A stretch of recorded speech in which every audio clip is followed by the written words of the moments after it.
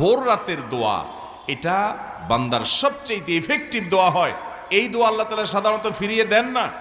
এবং নবী করিম সাল্লাল্লাহু আলাইহি সাল্লামের সেই বিখ্যাত হাদিস আপনারা সবাই কম বেশি শুনেছেন, রাতের শেষ প্রহরে আল্লাহ রাব্বুল আলামিন দুনিয়ার আসমানে এসে বান্দাকে ডেকে ডেকে বলেন, কোনো বর্ণনা আসছে যে আহ্বায়ক কোনো এক ঘোষক ঘোষণা দেয়, কোনো বর্ণনা আসছে আল্লাহ তাআলা স্বয়ং ডাকেন এবং বান্দাকে বলা হয় আলা আমিন মুস্তাগফিরিন ফাগফির লাহ, তোমাদের মধ্যে কেউ কি আছো যে গুনাহ করেছো, অপরাধ করেছো, আল্লাহর কাছে মাফ চাইবা তো আমি তাকে মাফ করব। আলা মিন মুবতালান ফাওয়াফি আলাহ, তোমাদের কেউ কি অসুস্থ আছো যাকে আমি সুস্থতা দান করব, অর্থাৎ আমার কাছে এটা চাইবা। এই জন্য ভাইরা আমার, ভোর রাতের এই সময়টাতে আল্লাহ তাআলার রহমতের দুয়ার খুলে দেওয়া হয়। আল্লাহ রাব্বুল আলামিন নিজে দুনিয়ার আসমানে নেমে আসেন এবং রহমতের ভান্ডার সবচেয়ে বেশি উন্মুক্ত হয়। ডক্টর খন্দকার আব্দুল্লাহ জাহাঙ্গীর রহমাল্লাহর একটি ঘটনা, তিনি কোনো একটা পাবলিক প্রোগ্রামে বলেছিলেন